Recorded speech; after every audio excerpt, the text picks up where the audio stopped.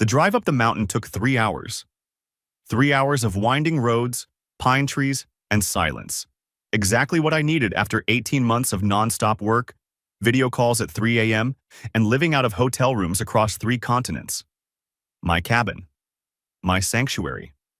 The place I'd bought 5 years ago with money I'd saved from consulting contracts. The place my family had called a waste and impractical. And what are you going to do with a cabin in the middle of nowhere? The place I was finally going to use. I'd been working overseas for the past year. Singapore, then London, then Dubai. Good money, exhausting schedule. The kind of work that pays 6 figures but costs you sleep, sanity, and any semblance of work-life balance. But the contract was done. I had 3 months off. And I was going to spend them in my cabin, disconnected, reading books, hiking, remembering what it felt like to not check my email every 30 seconds. The property came into view around the final bend. 2 acres, tucked into the mountainside, with a view of the valley that made you believe in something bigger than yourself. The cabin itself was modest. Satui's 100 square feet, 2 bedrooms, wraparound porch. But it was mine. Except something was wrong. There was a car in the driveway. A silver SUV I didn't recognize.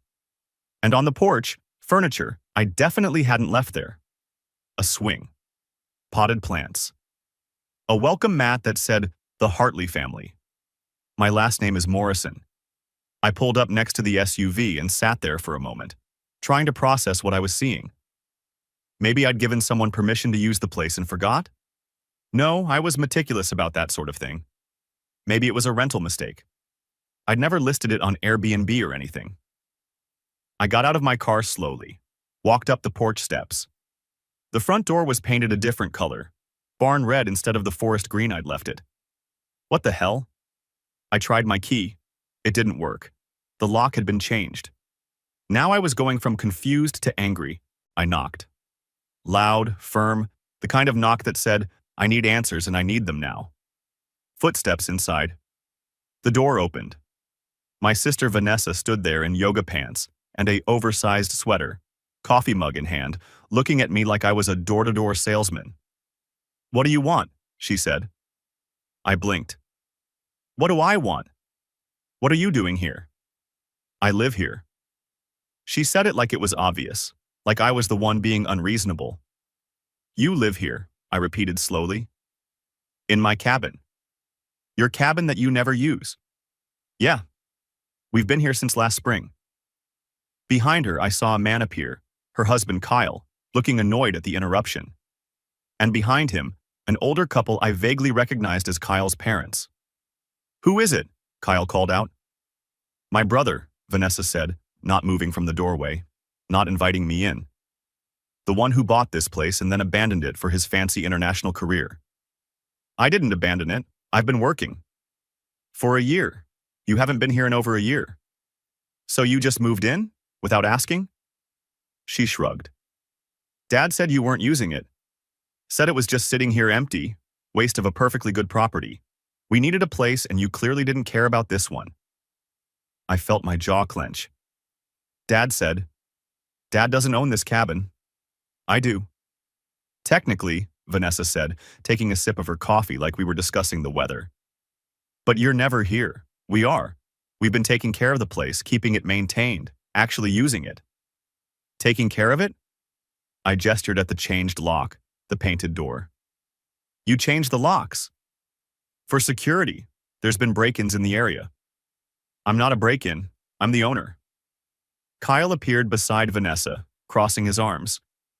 "Look, man, we get that you technically own the place, but possession is 9/10 of the law. We've been living here for 8 months.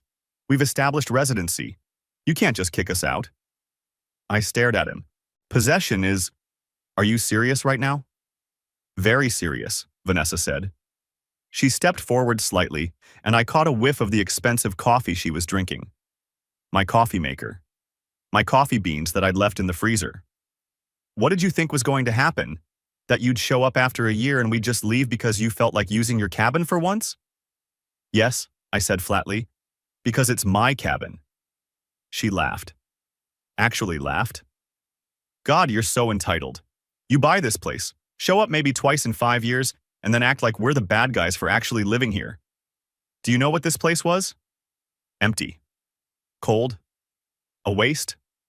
We've turned it into a home. A home. My home.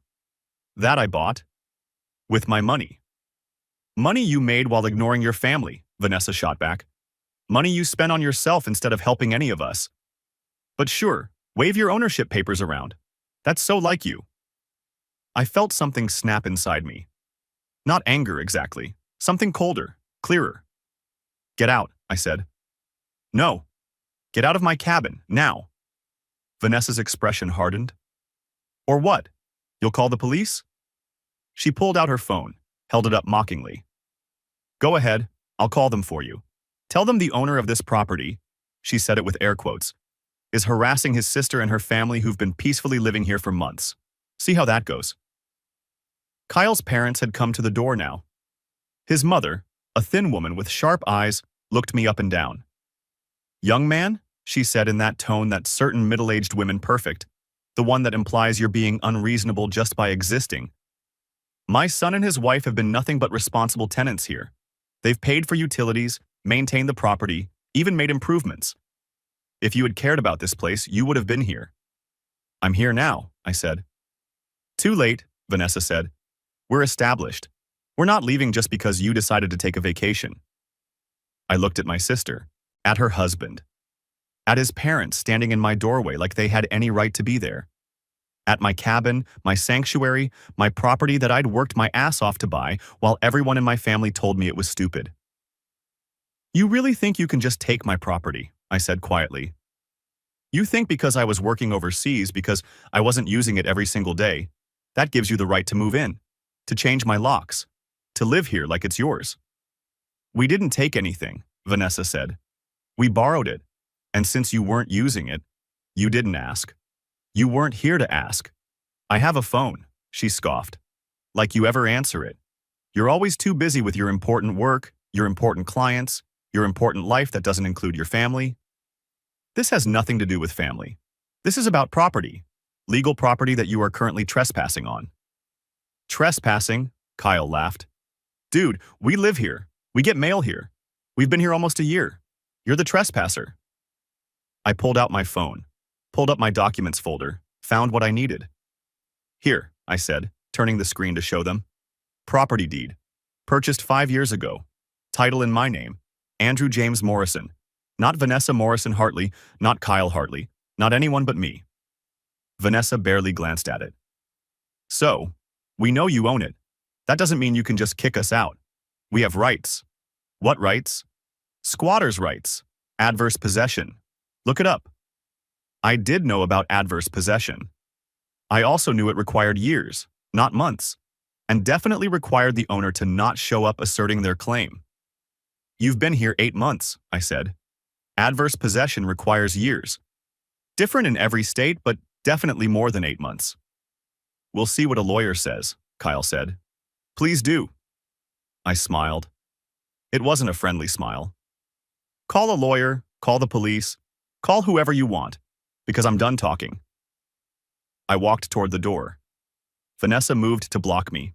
You're not coming in, she said. Watch me. I'll call the police right now, she threatened, phone up again. I'll tell them you're harassing us, trying to force entry into our home. Your home, I repeated. The home you're in illegally. The home you moved into without permission or any legal right. Please, Vanessa, call the police. I'm begging you. Call them. Something in my voice must have registered because she hesitated. What are you talking about? Kyle said. You're bluffing. Am I? I looked at each of them in turn. You changed the locks on my property. You've been living here without any lease, any rental agreement, any permission whatsoever. You're not tenants, you're squatters. And when the police get here, you're going to have to explain why you think you have any right to be in someone else's home. It's not that simple, Vanessa started. It's exactly that simple. This isn't some gray area. This isn't a family dispute about who gets to use the cabin. This is straightforward trespassing. You're on my property, without my permission, without any legal standing, and you're refusing to leave. I pulled out my own phone now, opened the camera, started recording. For the record, I said clearly, today is November 15th. I, Andrew Morrison, owner of this property located at 4782 Mountain Ridge Road, I'm asking the current occupants, my sister Vanessa Hartley, her husband Kyle Hartley, and Kyle's parents, to vacate my property immediately. They have no lease, no rental agreement, and no permission to be here. This is official notice to vacate. Vanessa's face had gone from smug to uncertain. You're being ridiculous. Am I? Then call the police. Prove me wrong. She looked at Kyle. He looked at his parents. None of them moved to make the call. That's what I thought, I said. Now, you can do this the easy way or the hard way. Easy way. You pack your things and leave today. Hard way. I call the police myself, you get charged with trespassing and you still have to leave. Except now you've got charges on your record. You wouldn't, Vanessa said, but there was doubt in her voice now. Wouldn't I? You took my cabin. You changed my locks. You're drinking my coffee and sleeping in my bed and acting like I'm the problem for showing up to my own property. You called me a parasite. I let that word hang there. Me, the parasite, for wanting to use what's mine. Kyle's mother spoke up. This is family business. Surely you can work something out. No, I said firmly. This isn't family business. This is legal business. Your son and my sister committed trespassing. The family part of this ended when they decided to squat on my property instead of asking permission. We didn't think you'd mind. Vanessa's voice was rising now, panic creeping in. You're never here. What's the difference? The difference is it's mine. The difference is you should have asked. The difference is you don't get to just take things because you think someone else isn't using them enough. I looked at my watch. It's 2 p.m. I'm going into town to get something to eat. I'll be back at 6 p.m. If you're still here, I'm calling the police. If you're gone, I'll consider this handled and we never speak of it again. Your choice. Where are we supposed to go? Vanessa asked, and for the first time she sounded scared instead of smug. Not my problem. Should have thought of that before you moved into someone else's cabin without asking. I turned and walked back to my car. Behind me, I could hear urgent whispered arguing. Kyle's voice raised, Vanessa's panicked responses, his parents trying to calm them both down. I got in my car, started the engine. Vanessa ran down the porch steps. Wait, Andrew, wait, we need to talk about this. I rolled down my window. Nothing to talk about. 6 p.m. Be gone or deal with the police. That's all I have to say. You can't do this. We have nowhere to go. You should have thought of that before you became squatters. We're family. Family asks permission, I said. You didn't. Now you're just trespassers who happen to share my DNA. I drove away, leaving her standing in the driveway of my cabin, finally understanding that her world was about to crumble. And honestly, it felt good. I drove into town and sat in a diner for 3 hours, eating mediocre pie and watching the clock. Part of me expected my phone to explode with calls and texts. Vanessa begging, my parents demanding I be reasonable, someone trying to guilt me into backing down. But my phone stayed mostly quiet. One text from my mother at 3:30. Vanessa called. She's very upset. Can you please call me? I didn't respond. One text from my father at 4:15. Andrew, let's talk about this like adults. No need to involve the police. I typed back, I am being an adult. Adults don't squat on other people's property. He didn't respond after that.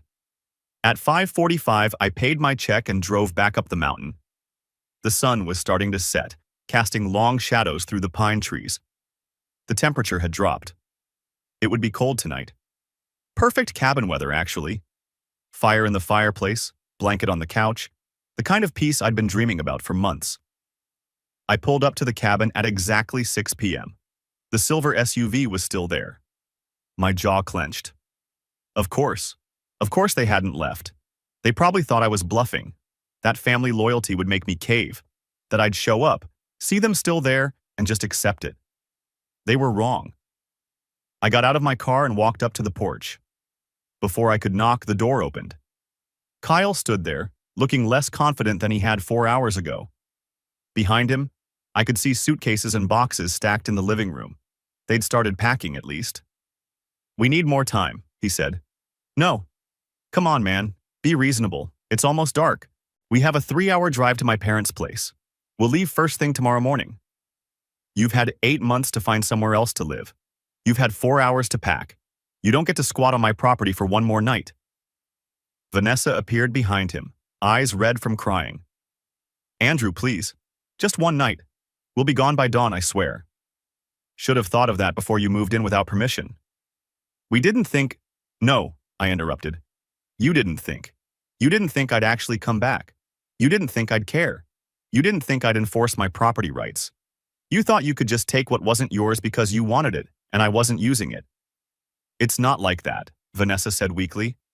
"Then what is it like? Explain it to me.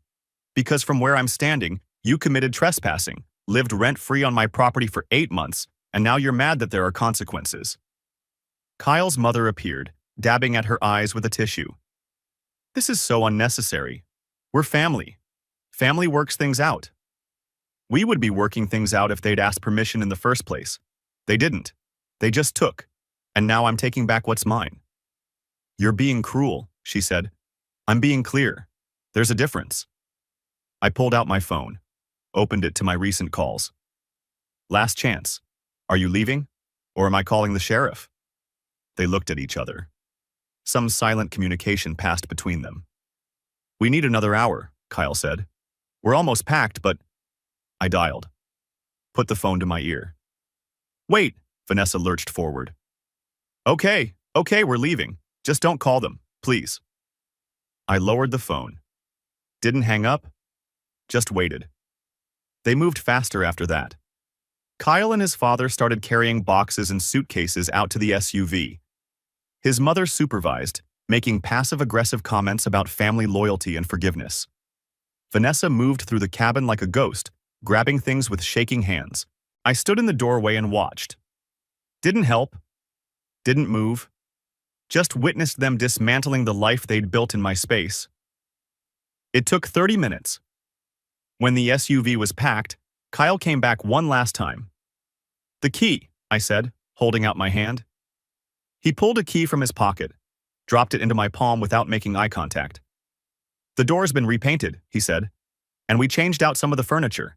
Left ours, took yours to storage. We can bring it back. I'll deal with it. Just go." Vanessa came to the door one last time. Mascara streaked down her face. She looked smaller somehow, diminished. "I hope you're happy," she said. "I hope you enjoy your cabin all by yourself while your family falls apart." "My family fell apart when you decided to steal from me," I replied. "This is just me picking up the pieces." She started to say something else, but Kyle took her arm, guided her toward the car. His parents followed, his mother still dabbing at her eyes dramatically. They piled into the SUV. The engine started. Vanessa stared at me through the passenger window, and I stared back, expressionless. Then they drove away. I stood on the porch and watched the taillights disappear down the mountain road. Watched until I couldn't see them anymore. Watched until there was nothing but darkness and pine trees and silence. Then I walked into my cabin. It looked different. Wrong. The walls in the living room had been painted from cream to sage green. My old couch was gone, replaced with a sectional I didn't recognize. Pictures on the walls, Vanessa and Kyle's wedding photos, Kyle's parents' family portraits. The kitchen had new curtains, new dish towels. Someone had put up decorative signs that said, "Live, laugh, love," and "Family is everything." I felt anger flash hot and bright. They hadn't just lived here. They'd redecorated, changed my space to fit their taste, marked their territory like dogs pissing on a tree. I walked through the cabin slowly, cataloging every change. The bathroom had new towels, new shower curtain. The master bedroom, my bedroom, had their bed, their sheets, their photos on the nightstand. The second bedroom had been turned into an office, Kyle's desk and computer still set up. They'd lived here. Really lived here. Made it theirs. Except it wasn't theirs. It was mine. And now I had to reclaim it. I sat down on their sectional couch and pulled out my phone. Started making a list of everything they'd changed, everything I'd need to fix or replace. The list got longer and longer. My phone buzzed. Text from my mother. "They're here. Vanessa is devastated. I hope you're proud of yourself." I typed back. "I'm proud of enforcing my property rights, yes?" You could have given them time to find somewhere else. They had 8 months. Not my fault they didn't use it to find legitimate housing. You're being vindictive. I'm being legal. There's a difference. She stopped responding. I sat in the quiet cabin, my cabin, and thought about how I'd gotten here. 5 years ago, I'd just landed my first major consulting contract. Good money, the kind that made you feel like you'd finally made it. I'd been working 60-hour weeks, living in a tiny apartment, saving everything I could. I'd seen this property listed online. 2 acres, mountain views, small cabin that needed work but had good bones. The price was reasonable, $180,000. I had enough saved for a down payment. I'd mentioned it to my family at Sunday dinner. A cabin? My father had said, like I'd suggested buying a yacht. What do you need a cabin for? To get away, to have a place that's mine. You already have an apartment. An apartment in the city. This is different. It's quiet, peaceful. Vanessa had laughed. You're going to buy a cabin in the mountains that's 3 hours away and you'll use it, what, twice a year? That's the dumbest investment I've ever heard. It's not an investment. It's for me. It's a waste of money, my mother had said. You should be saving for a house, a real house, in a neighborhood, not some cabin in the middle of nowhere. I like the middle of nowhere. My father had sighed. Andrew, you're 28 years old. It's time to make smart financial decisions. A vacation property is not a smart financial decision. But I'd bought it anyway. Used my savings, got a mortgage, signed the papers, spent my weekends for 6 months fixing it up. New roof, updated plumbing, refinished floors. Made it exactly what I wanted. And I'd used it. Not as much as I'd planned. Work got busy, contracts took me overseas, but I'd used it. Weekends here and there. A week at Christmas one year. It was mine, my space, my sanctuary. I'd never imagined someone would just move into it. The family group chat lit up around 8 p.m. Dad, we need to talk about what happened today. Vanessa. He kicked us out. Just showed up and kicked us out with nowhere to go. Mom. This isn't how family treats each other. I watched the messages pile up. Didn't respond. Just read them like I was watching a show about someone else's dysfunctional family. Vanessa. We've been there for 8 months. We turned it into an actual home, and he just showed up and destroyed everything. Mom. Andrew, please respond. We need to resolve this. Dad. Vanessa and Kyle are in a difficult financial situation. They needed help. That cabin was just sitting empty. I finally typed, that cabin is my property. If they needed help, they should have asked. Vanessa. You weren't answering your phone. Me. I've had the same phone number for 10 years. You could have texted, emailed, sent a letter. You didn't. Because you knew I'd say no. Silence for a few minutes. Then, Dad. You're being unreasonable. Me. I'm being a property owner. You're being enablers. Mom. Don't talk to your father that way. Me. Then don't support your daughter committing crimes. Vanessa. Crimes? Jesus Christ, Andrew, we borrowed your cabin. Me. You stole my cabin. You moved in without permission. You changed the locks. You lived there for 8 months rent-free. That's called squatting. That's called trespassing. Both crimes. Dad. We're getting nowhere with this. Andrew, what do you want? An apology? Me. I want my cabin back, which I have. And I want you all to understand that you can't just take my things because you think I'm not using them enough. That's it. That's all I want. No one responded to that. I put my phone on silent and stood up. Walked to the kitchen. My coffee maker was still there, at least. I started a pot, then went outside to the porch. The mountain air was cold and clean. Stars overhead, bright without city light pollution. The valley below was dark except for scattered house lights. This was why I'd bought this place. This peace. This quiet. This feeling of being removed from everything that didn't matter. And Vanessa had taken it. Had moved in and made it hers and convinced herself she was entitled to it because I wasn't there. My phone buzzed. I ignored it. Let it buzz. Whoever was calling could wait. I poured myself coffee, sat on the porch swing, their porch swing, I'd need to get rid of that, and looked at the stars. Tomorrow I'd start fixing everything they'd changed, repainting walls, removing their furniture, making it mine again. But tonight, I just sat there in my reclaimed space and felt something I hadn't felt in months. Peace. Even if it was surrounded by someone else's couch and someone else's paint job, it was still mine. And I'd fought for it. And I'd won. I woke up the next morning to sunlight streaming through unfamiliar curtains, and the disorienting feeling of being in my own space that didn't feel like mine. The bed wasn't mine. The sheets weren't mine. The alarm clock on the nightstand definitely wasn't mine.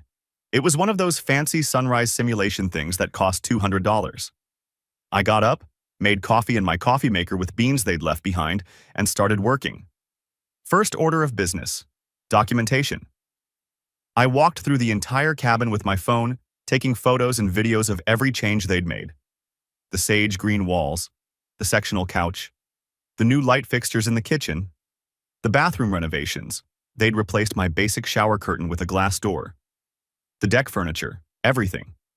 I made a spreadsheet. Column 1, item. Column 2, original state. Column 3, current state. Column 4, estimated cost to restore or replace. By noon, I had a comprehensive list. Paint job on living room, hallway, and master bedroom. $200 to repaint furniture removal and storage retrieval. $800 replaced light fixtures. $450 bathroom shower door, installed without permission. $600 deck furniture removal. $200 various decorative items, curtains, etc. $300 lock replacement. Again, $150 total. $3,700, and that was just for restoring things. That didn't include the 8 months of utilities they'd used, the wear and tear, or the principle of the thing. I opened my laptop and drafted an email. Vanessa, attached is an itemized invoice for damages and unauthorized modifications to my property located at 4782 Mountain Ridge Road. The total amount due is $3,700. This includes repainting walls you changed without authorization, removing and storing furniture you installed, replacing fixtures and installations made without consent, restoring the property to its original condition. Payment is due within 30 days. If payment is not received, I will pursue legal action for property damage and trespassing. This is a business matter, not a family matter. Treat it accordingly. Andrew. I attached the spreadsheet with photos, hovered my cursor over send for a moment, then clicked it. 15 minutes later, my phone exploded. Vanessa, are you kidding me right now? Vanessa, you're charging us for improving your cabin? Vanessa, we made it better and you want us to pay you? I typed back, you made unauthorized changes to my property. That's vandalism. I'm being generous by not including rent for the 8 months you squatted. Vanessa, generous? You're insane. Me, I'm documented. 30 days, pay or I'll sue. She called. I declined it. She called again. Declined again. Then my father called. I answered. Hey, Dad. Andrew. His voice was tight. What the hell is this invoice? Exactly what it says. Bill for damages. They improved the cabin. They painted. They renovated. They made it livable. They made unauthorized changes to my property without my consent. That's not improvement. That's vandalism. You're being ridiculous. I'm being legal. There's a difference. They don't have $3,700. Then they shouldn't have spent money changing my cabin without asking first. Silence on the line. Then, your mother and I are coming up there. We need to talk about this face to face. There's nothing to talk about. We're coming anyway. We'll be there tomorrow morning. He hung up. I sat on the sectional couch, their couch, which I'd be getting rid of soon, and felt something settle in my chest. Not anxiety, not dread. Just calm certainty. They were going to try to guilt me, to family me into backing down, to make me feel like I was being unreasonable for enforcing basic property rights. And it wasn't going to work. That night, I slept in the guest bedroom. Couldn't bring myself to sleep in the bed Vanessa and Kyle had used. Tomorrow I'd order a new mattress, new sheets, new everything. My parents showed up at 9 a.m. sharp. I watched from the window as they pulled up in their sedan, both looking grim and determined. I opened the door before they could knock. "Mom, Dad." "Andrew," my mother said, already looking around at the cabin with critical eyes. "Can we come in?" I stepped aside. They entered, and I saw my mother taking in all the changes, probably mentally cataloging everything Vanessa had done. "It looks nice," she said. "Vanessa really did fix it up." "Vanessa really did commit property crimes," I corrected. "Coffee?" "This isn't a social visit," my father said. "Then why are you here?" He sat down on the sectional. Mom joined him. They looked at me standing in the kitchen doorway, arms crossed. "We're here because this has gone too far," Dad said. "You've made your point. You got your cabin back.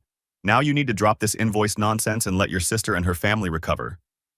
"Recover from what? From facing consequences?" "From being homeless," Mom's voice cracked. "They're living with Kyle's parents in a 2-bedroom apartment. 4 adults in a tiny space. Kyle can't find work. Vanessa is having panic attacks. And now you're demanding money they don't have for damages that are actually improvements. They're not improvements if I didn't authorize them. They're vandalism." "Vandalism," Dad stood up, face reddening. "Your sister painted some walls and bought furniture. That's not vandalism, that's nesting. That's making a house a home." "It wasn't her house, it wasn't her home, it was mine." "Which you never used." "Which doesn't make it hers." My voice rose to match his. "How is this hard to understand? I own it. It's mine. She doesn't get to just take it because she wants it, and I'm not using it every single day." Mom stood up too. "We're not saying she was right to move in without asking. That's exactly what you're saying. But you're taking this too far. The invoice, the demands, the threats. You're being vindictive."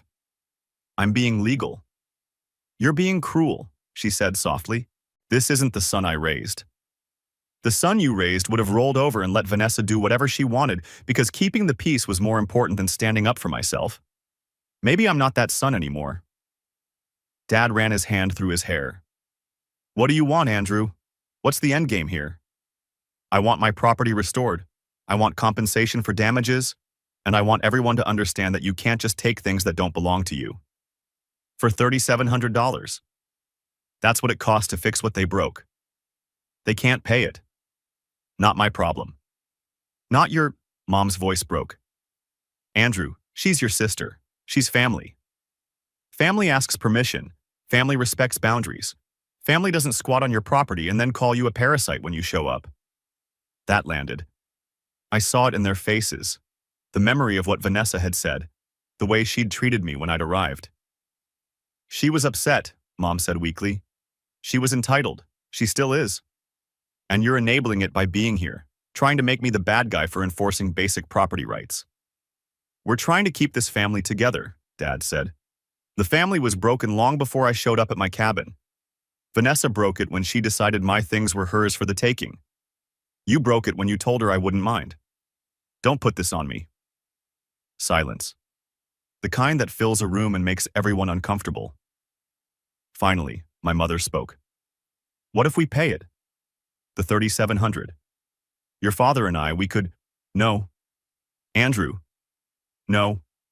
This isn't about the money. This is about Vanessa taking responsibility for her actions. If you pay it, she learns nothing except that Mom and Dad will always bail her out." "So you want her to suffer," Dad said.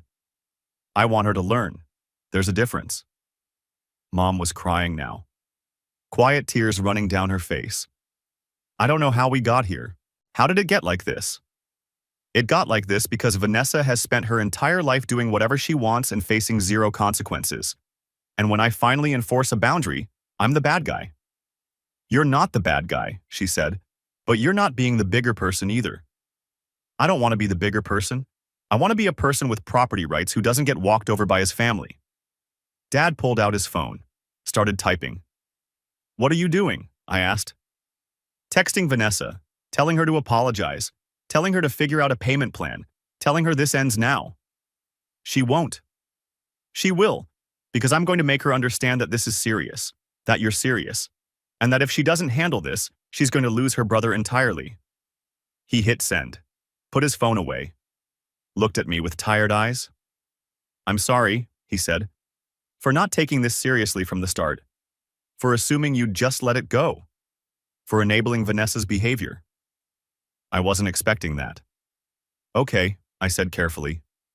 "But I need you to understand something too," he continued. "She's struggling.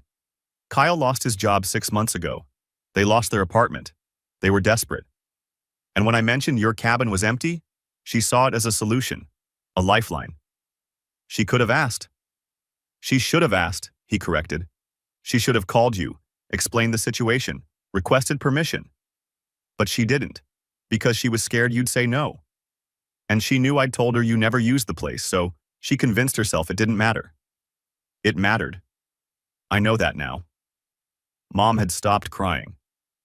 She looked around the cabin again, seeing it differently now, maybe. "I understand why you're angry," she said quietly. "I do. But please try to see it from her perspective. Try to have some compassion." "I have compassion," I said. "I'm not pressing criminal charges. I'm not suing for back rent. I'm just asking for the cost of repairs. That's already more compassionate than most people would be." They stayed another hour. We talked in circles mostly. They wanted me to forgive and forget. I wanted acknowledgement and restitution. We didn't find middle ground, but at least we talked. When they left, Dad hugged me. "I hope we can fix this," he said. "Me too," I replied. And I meant it. Sort of. 3 days later, I got a text from Vanessa. "I'm sorry, I was wrong. I'll pay you back. $200 a month. It'll take a while, but I'll do it." I stared at the text for a long time. She didn't say sorry for squatting, or for calling me a parasite, or for changing my property without permission. Just a generic, "I was wrong," and a payment plan. But it was something. I typed back, "Accepted. First payment due by the end of the month. Send via Venmo or check." She sent back a thumbs-up emoji. Not exactly a heartfelt reconciliation, but maybe that would come later. Or maybe it wouldn't. Either way, I had my cabin back.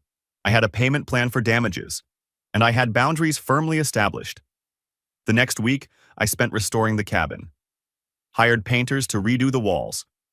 Had the sectional hauled away and my old couch brought back from storage. Removed every trace of Vanessa and Kyle's occupation. By the end of it, the cabin felt like mine again.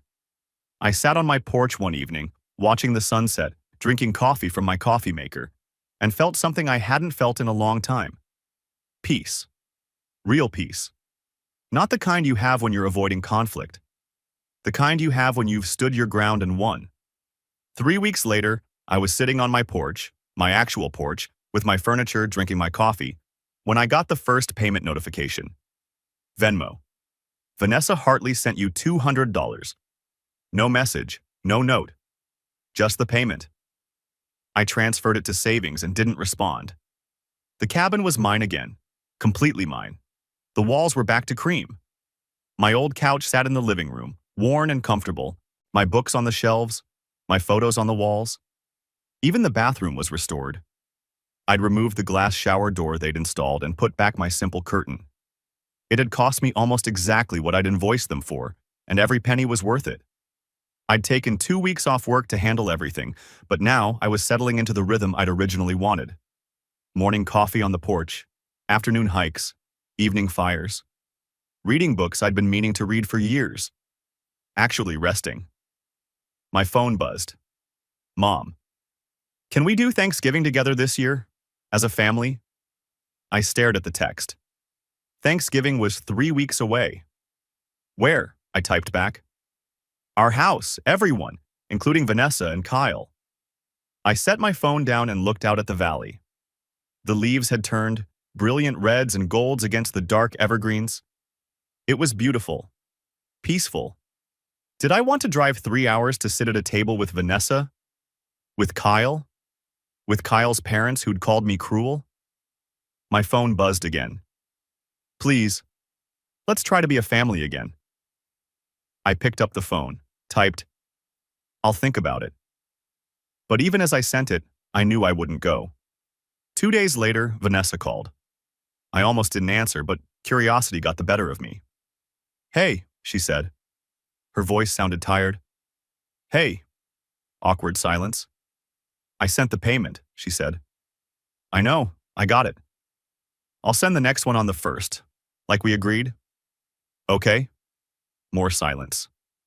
I waited. She'd called me. She could fill the dead air. "Kyle got a job," she said finally. "Just retail, but it's something. We're saving up for our own place." "That's good." "Yeah."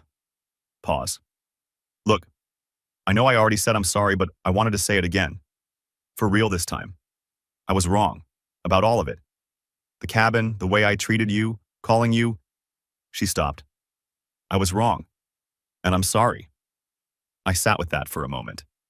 It sounded more genuine than the text had been. "Okay," I said. "Okay? That's it? What do you want me to say, Vanessa? That it's fine? That we're good?" "We're not. You squatted on my property for 8 months. You changed my locks. You redecorated my space without permission. And when I showed up, you called me a parasite and threatened to have me arrested." "I know. So no, we're not fine. But I accept your apology. And I appreciate that you're making payments. I really am sorry. I believe you." More silence. Then, "Are you coming to Thanksgiving?" "Probably not." "Because of me?" "Because I don't want to spend my vacation driving 6 hours round trip to sit at a table where half the people think I'm an asshole for enforcing my property rights." "Nobody thinks you're an asshole. Kyle's parents do. Mom thinks I'm being harsh. Dad thinks I'm being vindictive. And you? What do you think?" She was quiet for a long time. "I think you're right to be mad. And I think I don't know how to fix it." "You can't fix it. Not right away. Maybe not ever. Some things you break, they stay broken." "That's depressing." "That's reality." I heard her sigh. "Well, the offer stands. If you change your mind." "Thanks." We hung up. I sat there on my porch, watching the sun set over the mountains and thought about family. About what we owe each other. About where boundaries end and cruelty begins. I didn't feel cruel. I felt clear. The next week, I was in town getting supplies when I ran into my father. He was coming out of the hardware store as I was going in. "Andrew," he said, surprised. "Dad."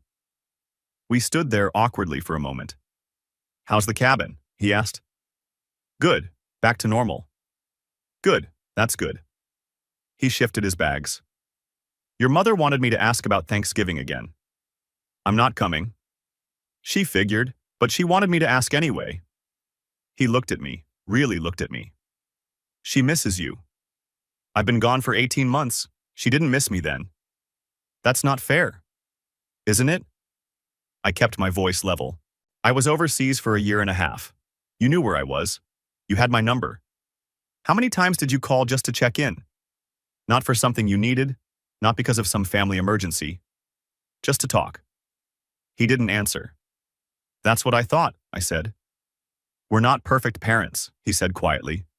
"We made mistakes with you and Vanessa. We know that now. Knowing it and fixing it are different things. So come to Thanksgiving. Let us try." I shook my head. "Not yet. Maybe not for a while. I need space. I need this time at the cabin, being alone, not dealing with family drama." "For how long?" "I don't know. Until it feels right." He nodded slowly. "Okay. I understand." "Do you?" "I'm trying to." He adjusted his bags again. "For what it's worth, I am proud of you. The work you do, the life you've built. I know I don't say it enough." "You don't say it at all." "I know. I'm sorry for that too." We stood there in the hardware store parking lot, two men who shared DNA and history and not much else anymore. "Take care of yourself," he said finally. "You too, Dad."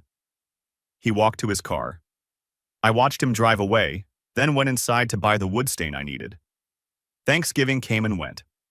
I spent it alone in the cabin, made myself a small turkey, watched football, hiked in the afternoon. It was quiet. Peaceful. Exactly what I needed. My phone stayed mostly silent. One text from Mom. Happy Thanksgiving. We love you. I sent back, love you too. That was enough.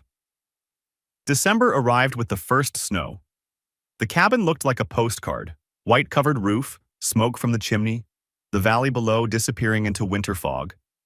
I got the second payment from Vanessa. Still no message, just the money. I was okay with that. One evening, I was sitting by the fire when I realized something. I wasn't angry anymore. Not at Vanessa, not at my parents, not at Kyle or his parents or any of it.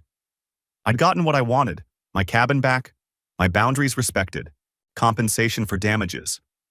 But more than that, I'd gotten something I didn't know I needed, clarity, about who I was, about what mattered to me, about the difference between keeping peace and keeping myself intact.